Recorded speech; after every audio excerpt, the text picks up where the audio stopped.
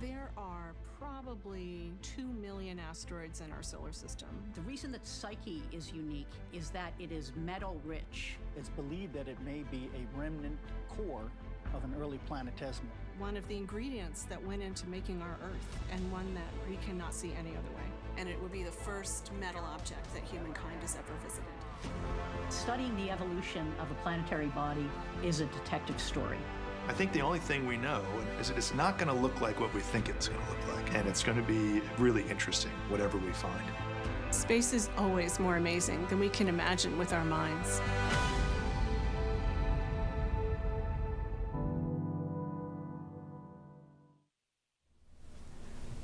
Hello, and welcome to NASA's Kennedy Space Center on Florida's Space Coast. Thank you for tuning in for the Science News Conference for NASA's Psyche mission, humanity's first mission to visit a metal-rich asteroid. I'm Alana Johnson, Senior Communications Specialist for NASA's Planetary Science Division. We are just 2 exciting days away from a moment years in the making. NASA is sending its Psyche mission to examine a world substantially made of not rock and not ice, but of metal. Today, I'm joined by a panel of experts to give you a broad overview of Psyche's science. Lori Glaze, Director of NASA's Planetary Science Division at NASA headquarters. Lindy Elkins-Tanton, Psyche Principal Investigator, Arizona State University. Ben Weiss, Deputy Principal Investigator and Magnetometry Investigation Lead, Massachusetts Institute of Technology. David O, Chief Engineer for Operations, NASA's Jet Propulsion Laboratory. And A.B. Biswas, Project Technologist for the Deep Space Optical Communications Experiment.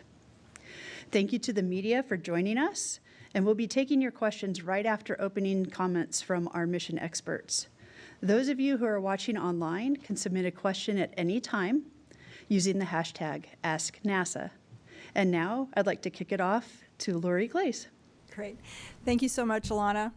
It is just incredibly exciting to be here with everyone and with everyone online, getting ready for the launch of this incredible mission, the Psyche mission. But first, I want to provide a little bit of context for Psyche, the asteroid.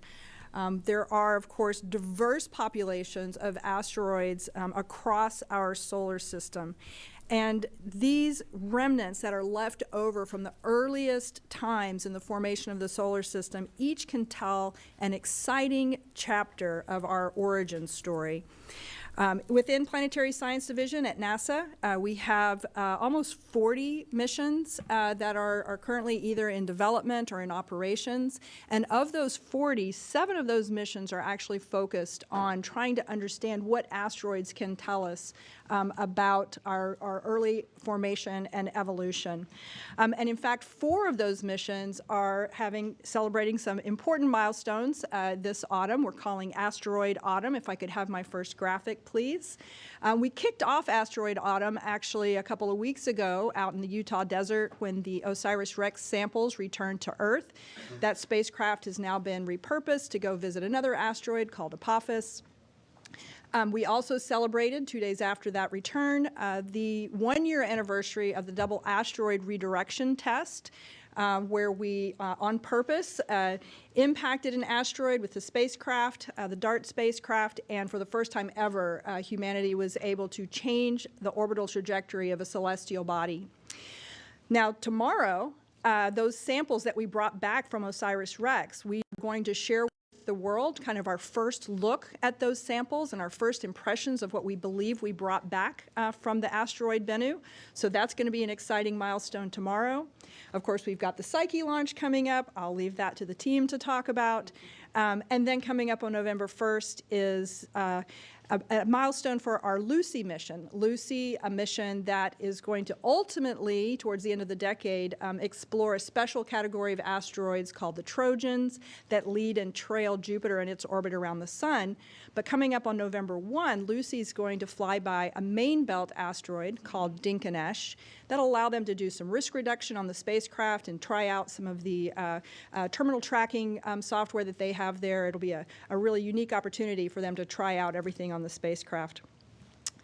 So with that, I really do want to make sure we have time for the whole team here to tell us about the exciting mission. Before I hand it over to the PI, Lindy Elkins-Tanton, I just want to give my thanks to the entire team. They've come through some tough times and really have done an amazing job on this mission. We know we're ready and cannot wait to get launched later this week. Thanks. Take it away, Lindy. Thanks, Lori. Yeah, it is all about the team. It really is. We're just days away from launching a mission to an object that humankind has never before studied up close. We've visited either in person or robotically worlds made of rock and worlds made of ice and worlds made of gas, as Alana talked about. But this will be our first time visiting a world that has a metal surface. So it's primary exploration of a new kind of world. There aren't that many completely unexplored types of worlds in our solar system for us to go see. So that is what is so exciting about this. And here's the thing. We do not know what Psyche looks like. We'll show you here an artisan impression of Psyche. And we've been using this wonderful art by the artist Peter Rubin. He and I Zoomed on the weekends for about a year while I told him all the scientific hypotheses that we have about this body, motivated by meteorites, motivated by theory and models, motivated by observations. And he made them into art. But let me show you for a moment what we can really see of this asteroid. What you're going to see next is what we call a shape model. Now, this is a model that is created by Mike Shepard and his team. This is not a photograph. What this is a computer compilation of radiation that has bounced off the surface of Psyche as it spins on its axis. So they use radar from Arecibo and infrared and visible light from many different telescopes and compiled that all together in a computer to make a model of the shape. So we think we have an idea of what its shape is. And I always joke that it's shaped like a potato because potatoes come in many shapes, so I'm not wrong. But we're gonna find out when we get there what its shape really is. This is very helpful for planning the mission. And so finally, this next image is what we actually see when we look at Psyche from the Earth. And we've drawn a circle around Psyche here so that you can tell it apart from the stars that are the other light dots. And of course, the word asteroid means star-like. These are relatively small bodies far away. Although Psyche is large for an asteroid, it's about the size of Massachusetts without the Cape. Its surface area is the same as the area of California, more or less, so it's quite large that way. But even in Hubble, it's just a few pixels. So we've talked a lot in the past about the data that shows us that Psyche has to be mainly metal. It's kind of confusing to say we don't know what it looks like, we don't have a photo, but I can tell you it's made of metal. We know that its density is very high. We know the shape of the reflected light off of its surface and the way radar interacts with it. So we're quite confident that it is largely made of metal along with something else. That something else might be rock, it might be sulfur-based, it might be carbon-based. We don't know. And that is really the excitement of this. One of the things that we on the team, and in fact the whole scientific community, have been asking ourselves now for a long time is, what do we think it's going to look like? What are the scientific motivations, scientifically motivated ideas? One of the key ones is, what does a crater look like into metal? We've seen craters into rock, like on the moon and Mars, and into ice, and of course we've seen craters on the Earth, but we've never seen craters into metal except for little tiny ones in test apparatus. One thing that happens when there's a high-speed crater is that a cup is formed and there's that spray upward. And when it's a rocky crater, that ejecta just falls down again on the outside. But sometimes with metal craters in the lab, that ejecta actually freezes before it falls. And so we think that with small craters on Psyche, there actually could be little spires or spikes, and then there would be ejected little pieces of metal that might form almost a metal sand on the surface of the body. So that's one idea that we have. We're very excited to see hopefully some large craters on Psyche as well. Another one is that way back 4,568 millions of years ago, at the beginning of our solar system when Psyche was formed, it was hot and liquid, and it might have had volcanic eruptions onto its surface. And there's a whole geochemical story behind this, which I'm not going to get into in this moment, but to say that it seems highly likely that it might have had sulfur-rich eruptions from volcanoes, or at least from fissures, when it was very, very young. So maybe today we would see the remnants of those flows on its surface. There also could be giant cliffs as it shrunk as it froze. And so would we see spiky metal craters, huge cliffs? Would we see old eroded lava flows that would be greenish yellow from their sulfur content? This is our scientifically motivated idea. Almost certain to be completely wrong. It's going to surprise us when we get there. We're going to find out that our basic scientific understanding is going to be updated, and that's why we need to go.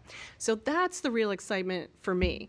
We don't know what it's going to look like. We're going to be surprised. We're going to learn something new about a fundamental building block for rocky planets, that is their metal cores. It's as if the Earth was a cake. It had been all mixed up and heated and made into its final cake, and we don't know what the flour and the eggs and the butter are. So we're going to go meet one of those ingredients when we go see Psyche. So today, just 2 days from our first launch opportunity, I've been working on this project. Ben and I have been working on this project for 4,473 days, or 12 years. And so, so many emotions and thoughts at this moment.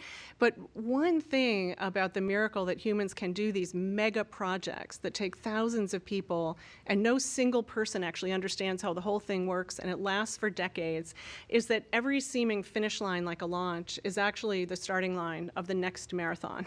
And so we're really excited to see what comes next, and eventually to be at this asteroid and to share these images with the whole world so we can all look at the same time. Thanks so much for coming today and for supporting this Psyche mission. And I'm going to turn it over now to Ben Weiss, who is Psyche's Deputy Principal Investigator. Hi, so I'm going to tell you about how we're going to use observations at the asteroid to understand how Psyche formed. And that's our mission's central science objective.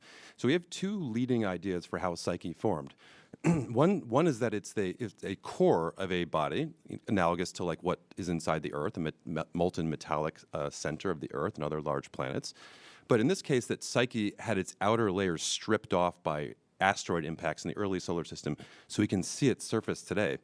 And the other idea is that Psyche is a kind of primordial unmelted body, basically formed of the very first materials in the solar system that came together under gravity and basically has been preserved in this primordial state ever since. So we are going to go into orbit around Psyche and measure its various properties at lower and lower altitudes. And we're carrying 3 different instruments. And we're also going to be using the radio antenna to look at these different ideas. And really the key characteristic of a body that's a core is that there's large regions of almost pure metal and maybe other regions that are pure rock. That's the characteristic of large-scale melting in which a core will separate out from a body. So each of the instruments is going to make an observation that looks at that metal distribution and rock distribution. But before we talk about the details, let's just show you what the spacecraft looks like. So here is the Psyche spacecraft. First, we're pointing out the X-band high-gain antenna, and then we're going to show you 2 other antennae on the bottom. These are used for communication and also for tracking the spacecraft's position. Then we've got multispectral imagers, a pair of them. And we've got the gamma ray and neutron spectrometer for measuring composition. And on the end of this other boom here, we've got 2 magnetometers for measuring the magnetic field. Okay, so let's talk about how we can use these data to understand Psyche's origin, starting with the antenna. So we use the antenna primarily for communication with the spacecraft, but it turns out you can also use this to determine the gravity field. So just like a train, when it comes towards you, it's got a higher pitch, and when it passes you, it's got a lower pitch. We can look at the pitch or frequency of the radio waves coming from the antenna and figure out how fast the spacecraft is moving. And when it's in orbit, we can track this speed as a function of its position around the asteroid. And from that, we can see how lumpy the gravity field is. So when it's above a dense region, it might be moving faster. And when it's above a less dense region, the spacecraft might be moving slower. And so if we see large regions of high gravity and low gravity, like kind of a lumpy gravity field, that would support the idea that Psyche formed as a core. Whereas if it's kind of a smooth gravity field, that would suggest the metal and rock are mixed at fine scales and it's unmelted. Okay, the second instrument is the multispectral imager. And like its name says, like we can take images in different spectra. So basically we can tell the color of the asteroid. And it turns out the metal has a very characteristic red color that we can distinguish it from minerals. And so this instrument will take the highest resolution data of the surface, and we'll be able to see, whether there are large regions of metal separated from large regions of rock. We also just are dying to see what a metal world looks like, as you heard from Lindy. And so, what does a volcano look like? What does a crack look like? What does a crater look like? What does a lava flow look like? The multispectral imager is going to be a fascinating window into metal world. Okay, the next instrument is a gamma ray and neutron spectrometer. And this is a fascinating instrument. The way it works is that Psyche is constantly bombarded by high-energy particles, cosmic rays produced by the sun and from outside the solar system. And these cosmic rays interact with the atoms inside Psyche, and those atoms will emit characteristic gamma rays, high energy light essentially, and neutrons, and we can identify their composition essentially by looking at these gamma rays and neutrons. And so it turns out, among other things, the gamma ray neutron spectrometer is very, very sensitive to metal. So we'll be able to map the iron composition and look again for large regions of metal, see whether it's separated from rock. Okay, and then that brings us to the magnetometer. So the magnetometer is going to be trying to measure the magnetic field around Psyche. And another characteristic of planetary cores is that they often generate large-scale magnetic fields, the way the Earth's core is. When they're molten, the churning of this conducting liquid generates currents, which then produce a magnetic field. So Psyche today is long frozen, but if it formed as a metallic core in the early solar system, it was once a molten body, and it would have been cooling really quickly and potentially generating a magnetic field. Now, that magnetic field could be imprinted in the outer layers of Psyche, the cold exterior, as a kind of echo or fossil that we could then detect today. And the way this works is that this ancient magnetic field kind of acts on electrons inside the outer layers of Psyche, and they're like little compass needles because they're little spinning balls of charge, and they will align in the direction of that ancient magnetic field when it's present. But the key thing here is that even when that field is long gone, these electrons can stay aligned in the direction of that ancient field for many billions of years. We, in fact, have seen lots of evidence for this in my laboratory and others measuring the remnant magnetization of meteorites. So we can see that early asteroids seem to generate magnetic fields in this way. So what we're going to be looking for is this kind of remnant magnetic field around Psyche, like what you'd see around a bar magnet if you sprinkled little dust, iron filings on the surface of it. Okay, so that's the instrument suite. No single instrument by itself will tell us whether Psyche is a core. It's the combined data from all these different instruments. And I just want to say that this, too, for me, is a very personal moment. You know, my hair was brown when we started working on this, and you know, then it's also crazy to think about that we're kind of only halfway through this journey. And with that, I'm going to pass it over to David O, the Chief Engineer for Operations. Thank you, Ben.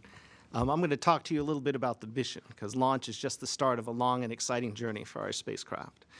The asteroid Psyche is where we need to go to get our science, and it's located at the outer part of the main asteroid belt, between the orbits of Mars and Jupiter. It is 3 times farther from the Sun than the Earth, and 2 times farther from the Sun than Mars, so we've got a very long way to go. If we can put up the first graphic, in order to get to Psyche, the spacecraft is going to travel 2.2 billion miles over the course of the next 5.9 years.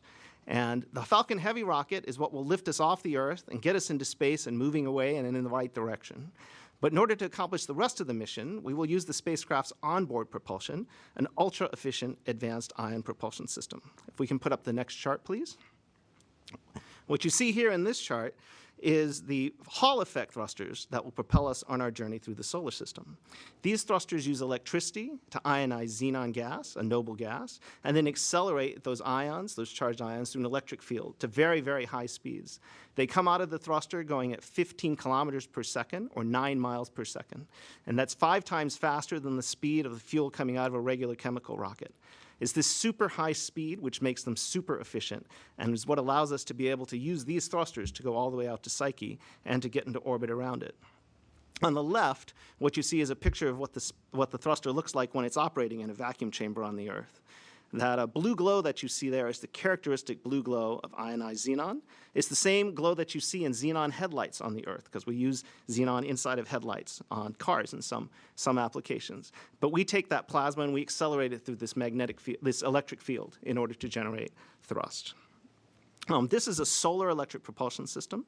It takes electricity from our solar rays and converts it into thrust in these rockets. So you can think of this as getting thrust from sunlight. It's the ultimate in green propulsion for our spacecraft. Now, these thrusters operate super efficiently, but also at very low thrust levels.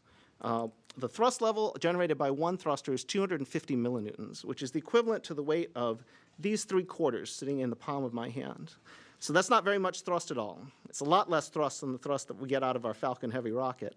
But these thrusters can operate over long periods of time, days, weeks, months, and this small force on the spacecraft accumulated over all that time accelerates it to the high speeds we need to be able to navigate to Mars and then out to Psyche. If we can go back to that first chart. The reason I mentioned Mars is because on our way to Psyche, we're going to use every means at our disposal, and that includes not only our propulsion system, but also a little bit of cosmic trickery, because we're going to do a Mars gravity assist on our way there. We will launch and then spend the first 3 to 4 months that we're in space checking out the spacecraft. And then we'll ignite our ion propulsion system, and we'll make our way to Mars. We'll arrive at Mars in May of 2026, and 2.5 years after launch. And we won't stop there. Instead, we'll use the gravity of Mars to do a slingshot around the planet to bend our trajectory, and then we'll restart our ion propulsion system and use that to make the rest of our journey to Psyche. When we get closer to the asteroid, we'll use our imagers to take pictures and do optical navigation, and we'll use that to navigate our way into orbit around the asteroid. And we'll arrive at the asteroid in August of 2029, which means that we'll enter our first science orbit there.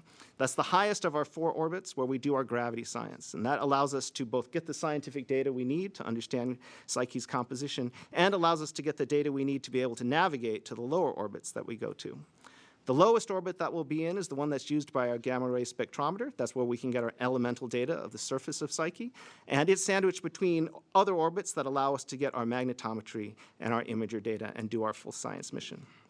The science mission will last about 26 months and will be completed in November of 2031, about 8 years after launch. So this is going to be the first mission that's going to use Hall effect thrusters in interplanetary space. And this is thrilling for me because 30 years ago, when I was a graduate student, I worked on Hall effect thrusters. At the time, it was considered an esoteric and experimental technology, and a technology of the future. It was the kind of thing that you heard about in Star Wars and Star Trek.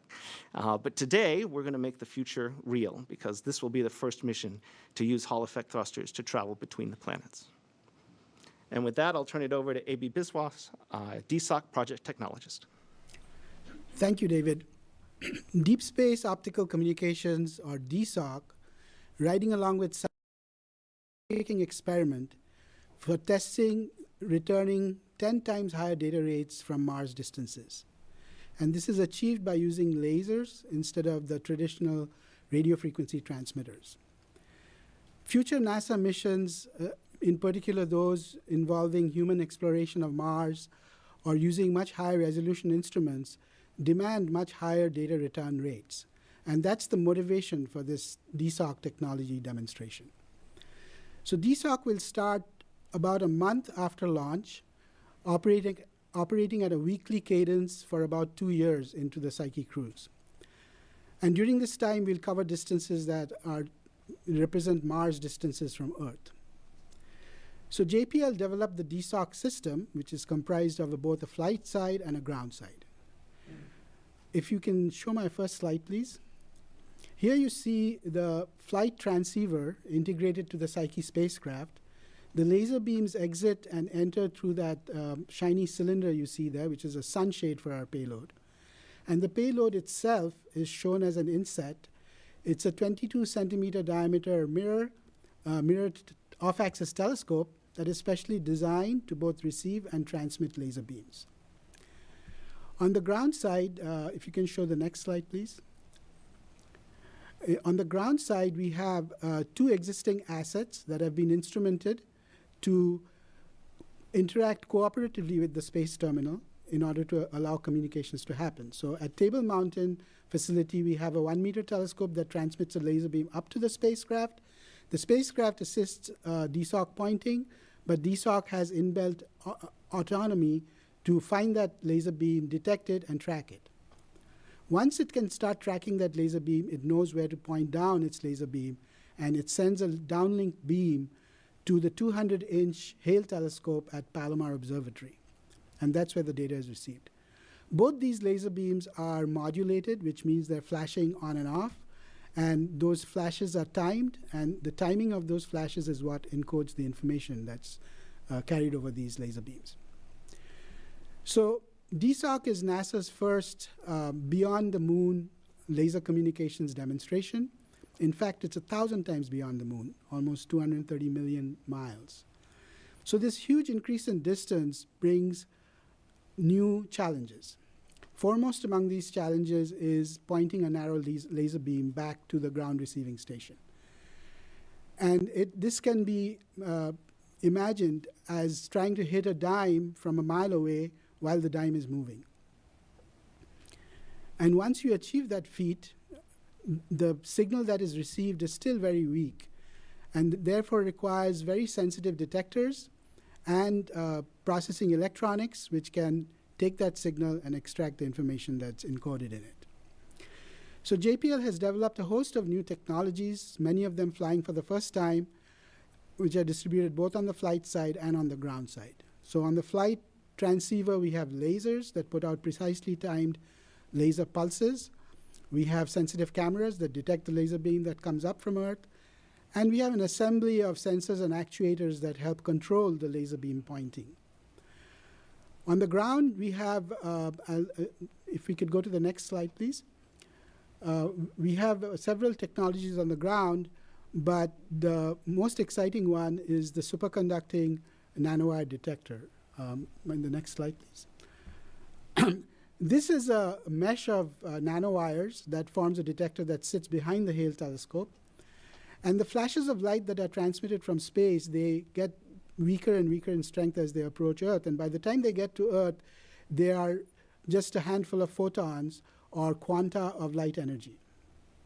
And as these photons hit this detector, which is at about 1 Kelvin, which is very cold, these nanowires transition in and out of superconducting state. And as they do that, each time they make a transition, electrical pulse comes out.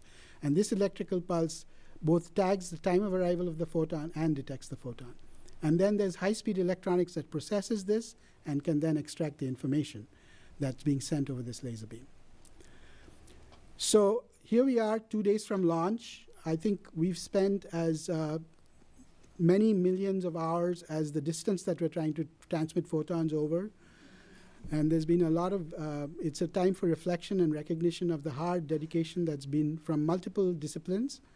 And we're very excited and eagerly awaiting validating this technology that will augment NASA's future missions. And with that, I'd like to hand it over to Alana. Thank you, A.B. Thank you to all of our experts. The phone line is now open for those of you calling in. Please identify yourself and your outlet and the expert to whom you would like to address your question. We're going to start out today in the room. I'm going to go with somebody over here. Any questions in the room on the right side, left side, right side? Let's go right side. Hey, Ken Kramer, Space Up Close. Congratulations first. It was wonderful to see your probe in the clean room a few weeks ago. So with all these science instruments, I wonder if you could tell us, how quickly will you be able to determine it really is a metallic asteroid? Thanks. All right, so that's this has been one of the really fascinating challenges of this project from a scientific point of view. How do you plan a scientific investigation for an object where you don't know exactly what that object is? If you knew you were going to Mars, you know when you're going to be able to see a rock. The problem with promising a time that we're going to identify some aspect of Psyche is that it's going to depend on what Psyche really is. And so there's not really a precise answer that I can give you. It might take us a little while. And one of the ways that we've organized this investigation is that all of our broad science questions require data from all of the instruments to answer. And so for ultimate answers, we're really going to have to wait till the final closest orbit when we get the gamma ray and neutron spectrometer data. There could be earlier surprises, but it's going to be a little bit of a waiting game. I can just add one thing to that. So as a perfect example of what she just said, Psyche could be a core, but it may or may not have a magnetic field. It could be completely non-magnetic, or one of the most magnetic things a spacecraft has encountered. And if we do see that it's got a strong magnetic field, that would indicate that it formed as a core, but we might not know that until one of the lower orbits. But if it turns out it's not magnetic, then that still allows it to have been a core, but maybe it just didn't generate a magnetic field. So that's a perfect example of how we can't plan this.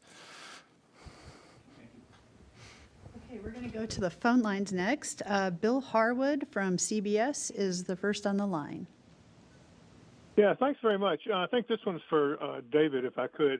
It's kind of a nuts and bolts question. Can you walk us through the 4 planned orbits in terms of their inclination? I got confused by the sequence and wanted to keep the altitudes and inclinations straight as you move from, the A orbit and then ultimately back out to, I guess, C. Thanks. Let's see. You guys correct me if I have it's AB1, C, then D. Okay. So we start in the highest orbit, right, which we call, so first of all, we have 4 orbits, and they're named very originally orbit A, B, C, and D, right? But we actually will go from orbit A down through B, C, and D, and then we will come back up to orbit B at the end of the mission. So as we go through those orbits, we're basically, A is the highest altitude, D is the lowest altitude. D also, I believe, has an inclination change associated with it at the low altitude to be able to get the science. So we go A, well, I guess it's very simple, A, B, or B1 if you want to call it that. We skip C on the way down. Okay, so let me say it like this. The order is we do orbit A, then we do orbit what we call B1, then we go to orbit D, and then we come up to orbit C, and then we come up to orbit B. So that's the order in which we do it. Okay, we'll come back to the room here in the front row, please. Scott Bordeaux, Arizona State University. Lindy, you said in your remarks that we're almost certain to be completely wrong. We don't know what it's going to look like.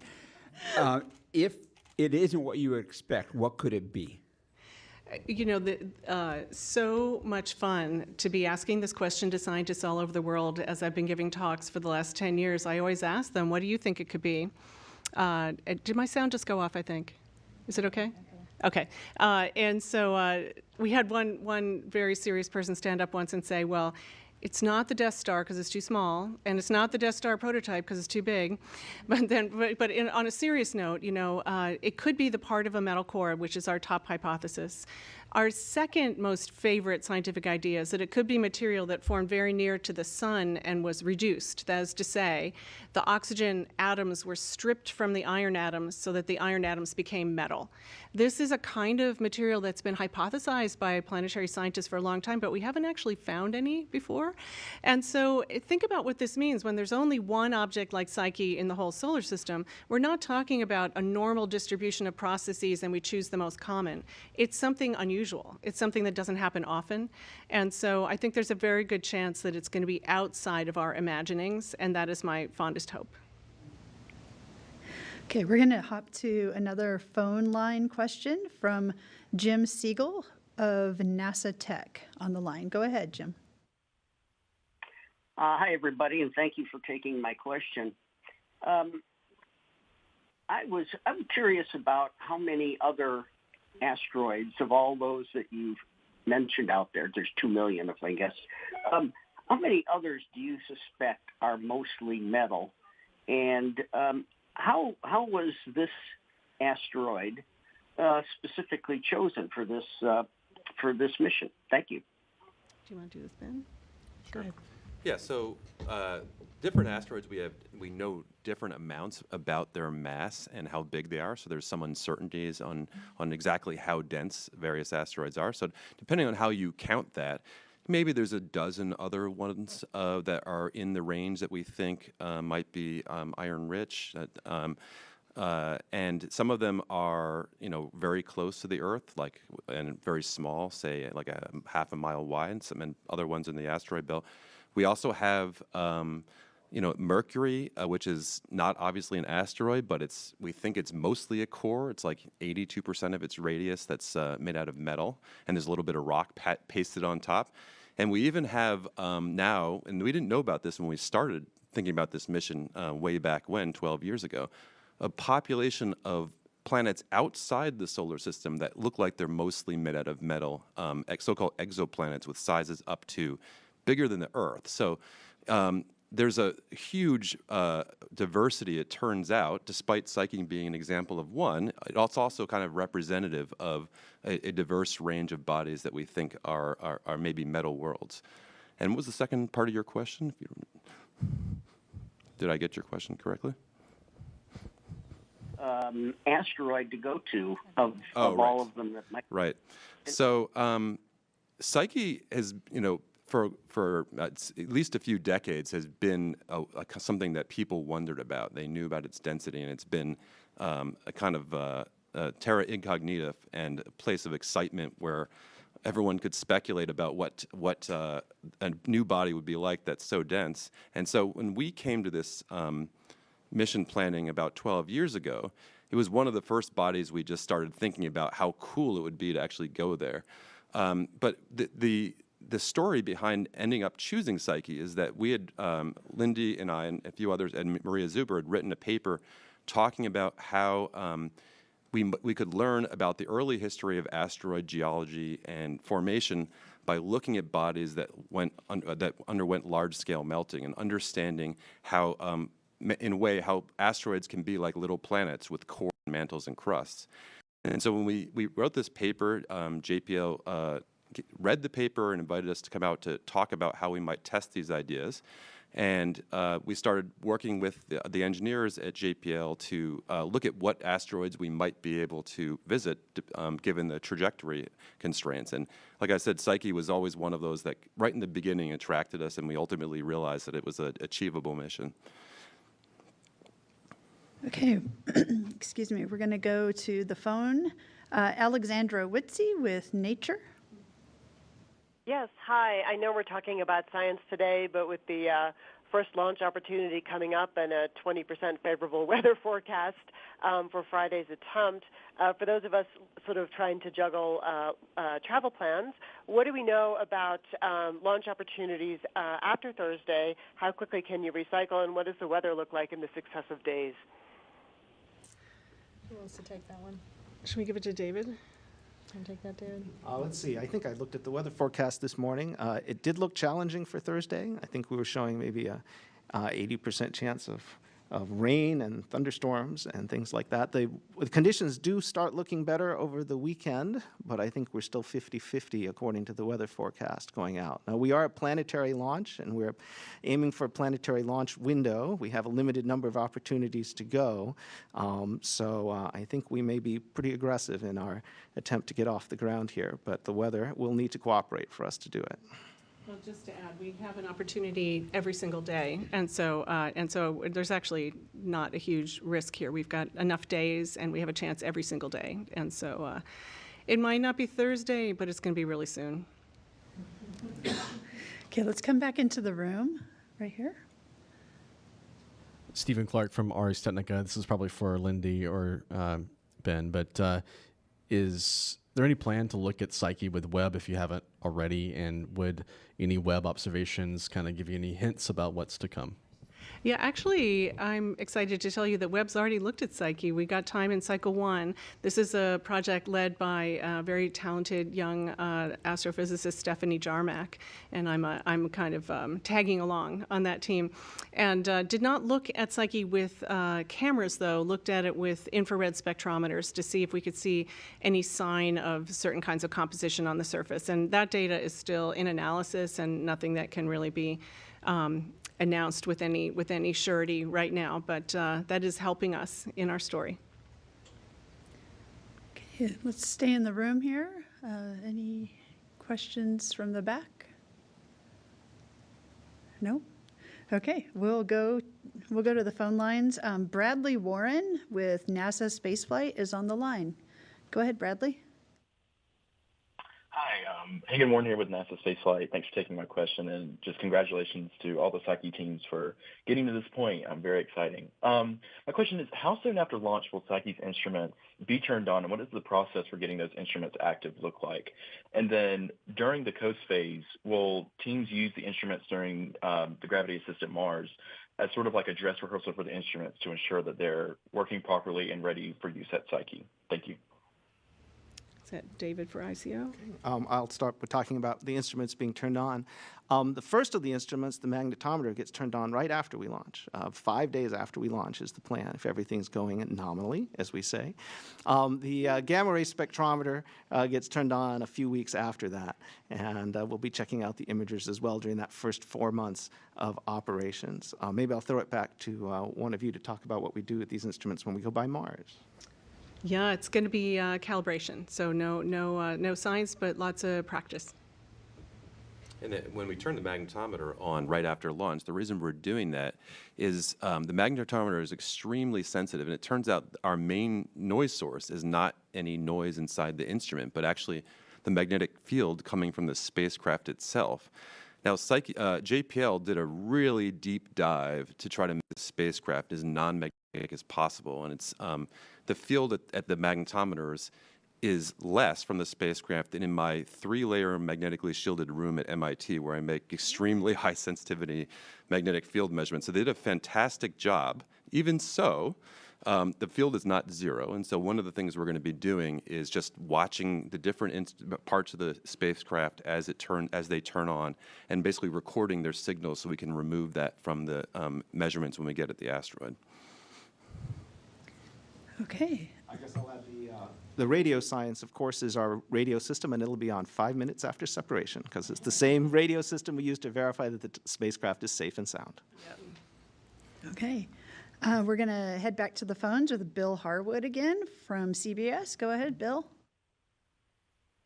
Hey, thank you very much. I didn't state my first question very well. Let me try that again.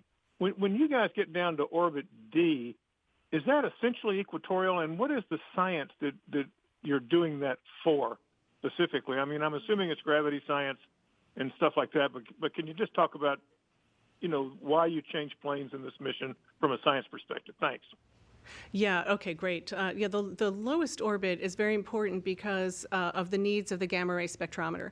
All the other instruments, the neutron spectrometer, the imagers, the magnetometers, and of course the radio science, they're going to be on all the time. But the gamma ray spectrometer needs to be as close to the body as possible. And so that's why that special orbit, so that we can get the surface composition for that from that instrument. Okay, we're going to go to Stephanie on X is asking, what cameras are aboard Psyche? Will we see any pictures along the way, like during the gravity assists? Anybody want to take that one? I can, yeah, go ahead. Well, so these are what we call multispectral imagers. So they take basically images in different wavelength bands. So you can basically build up kind of a color, pseudo-color map of the asteroid. And as these images are taken, they're basically going to be posted online essentially right away. So we'll all be basically seeing these images together for the first time. Okay. We'll come back to Stephen Clark here in the room. Hi, thanks for taking another question. I think this is probably for David. Can you kind of walk through what happens after the spacecraft deploys from Falcon Heavy in terms of deployments of appendages and first acquisition of signal, et cetera? Sure, I can walk you through a little bit of that. The spacecraft will come off the Falcon Heavy vehicle, and then 5 minutes after it separates, it'll turn on its radio. It will stabilize itself from any spin or change in attitude that's left from the launch vehicle, and then it will deploy its solar arrays, those 2 big 5-panel arrays that come out the side. It does all of that autonomously. It does that under its own control. And then once it has deployed the solar arrays, it will find the sun and then turn itself towards the sun to get power, and then orient its antenna towards Earth so that we can get communications on the ground. We may have communications during parts of that sequence, just as the spacecraft is turning, but it's only at the very end of the sequence that we have guaranteed communication from the spacecraft. So the spacecraft largely takes care of itself upon separation if things go well. It will autonomously deploy its solar arrays, autonomously get itself power positive, get itself electrically charging its batteries, and then autonomously get itself pointed at the Earth so we can communicate with it. And that's the point at which we'll have the ground team pick it up.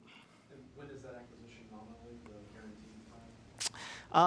the guaranteed time? The nominal time is probably 2 hours after launch. It could be earlier because we're very close to Earth and our antennas have a very wide coverage range. So it may be that even if we happen to to turn the spacecraft through the edge of the antenna. We'll get a little coverage earlier on. It could take later in the event of contingencies on board the spacecraft, but you can call it nominally the 2-hour time frame. Okay, we're going to go to Parul on YouTube is asking, is there a plan to bring a sample from Psyche just like Bennu? And also, can you explain what never-before-seen aspects we can get to know by studying this asteroid? Yeah, I'm happy to take that. Yeah, no, we're not bringing back a sample. Bennu is a very near-Earth asteroid, and Psyche is a very far-away asteroid. Even at its very closest, it's 250 million kilometers away from the Earth, which is 3 times farther than Mars is at its closest. And when it's far away, it's 650 million kilometers away. So going all the way there, taking something and bring it back. Also, because we don't know what its surface looks like, we're not ready to land. We're not ready to sample. We've got to have some sense of what this object is like before we can take that next step.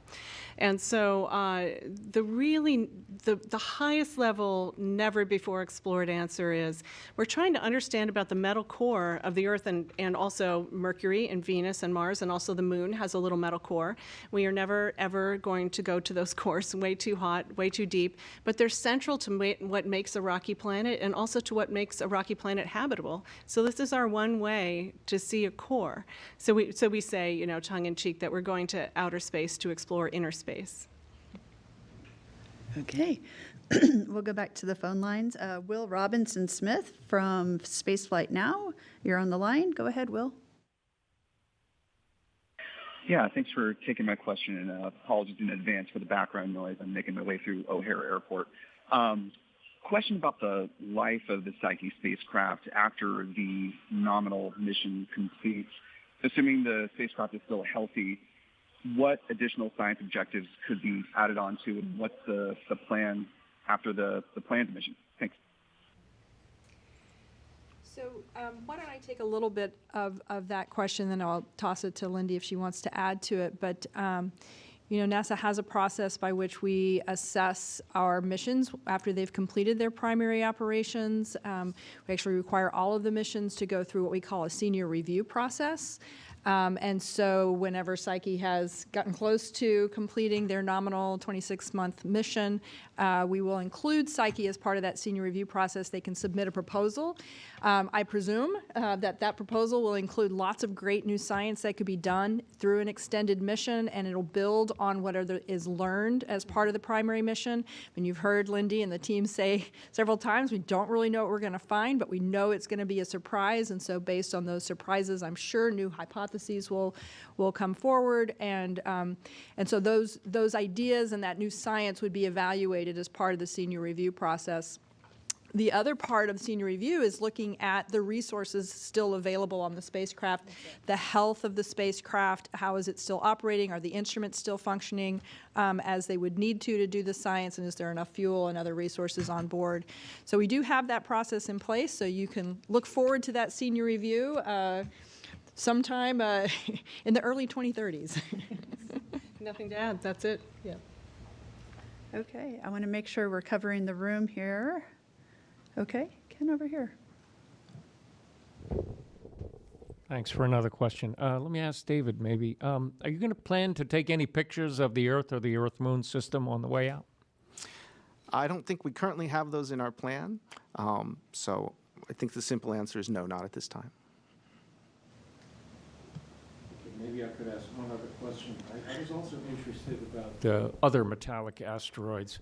Is Psyche the only one that you could have reached, or was there another one or two that you might have been able to get to with the Falcon Heavy, and how you selected between them? Yeah, Thanks. yeah, we could have gotten to other ones, but Psyche is by far the largest and the one that's most likely to tell us the most about cores. Is there anything you want to add to that, Ben? Yeah, I would just say one of the reasons size matters here is that when you're big, you're basically less likely to be broken up and modified by impacts that hit your surface. So the largest asteroids that are bigger than 100 kilometers in radius or so, they on average, their lifetime up against being destroyed by being hit by other asteroids is longer than the age of the solar system.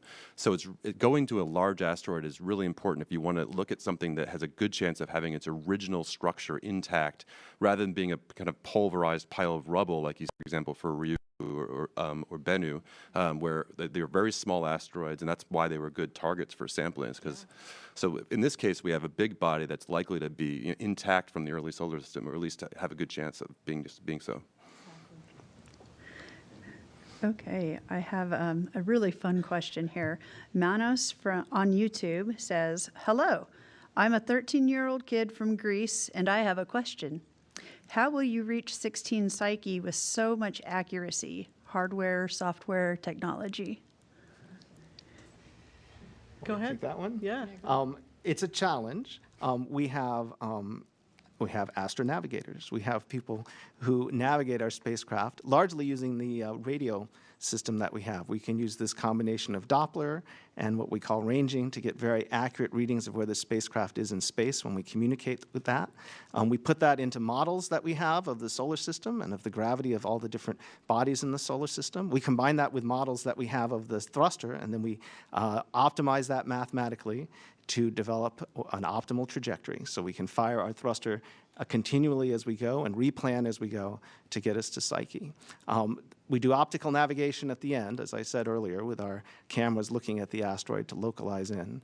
It's a very, very precise exercise, and it's quite a bit of mathematical effort which goes into pulling all these numbers together to make it work.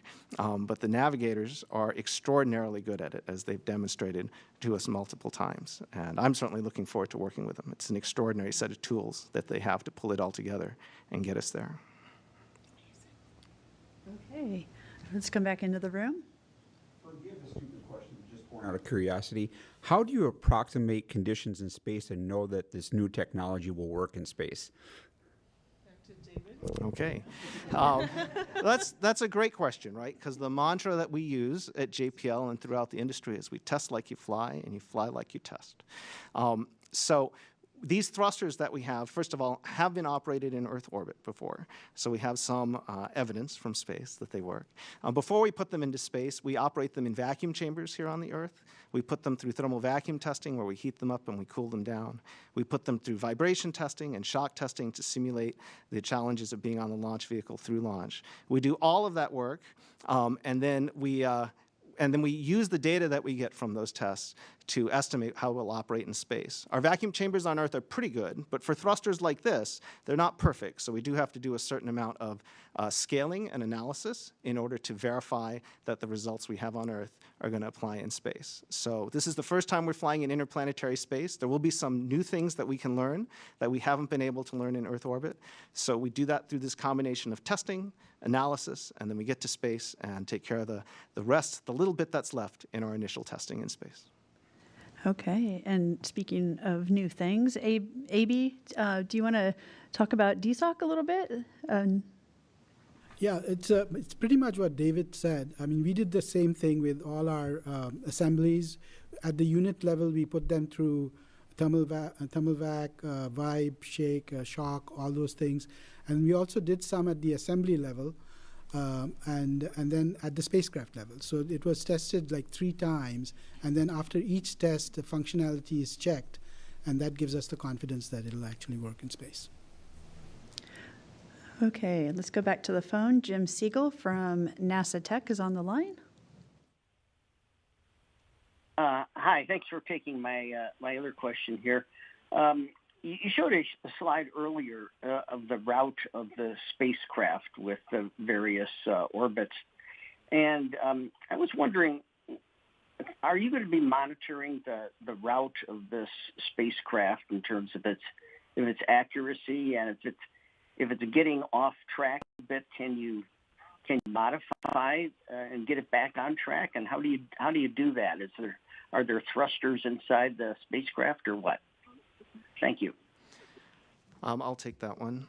Yes, we do monitor the position of the spacecraft and its speed continuously as it flies.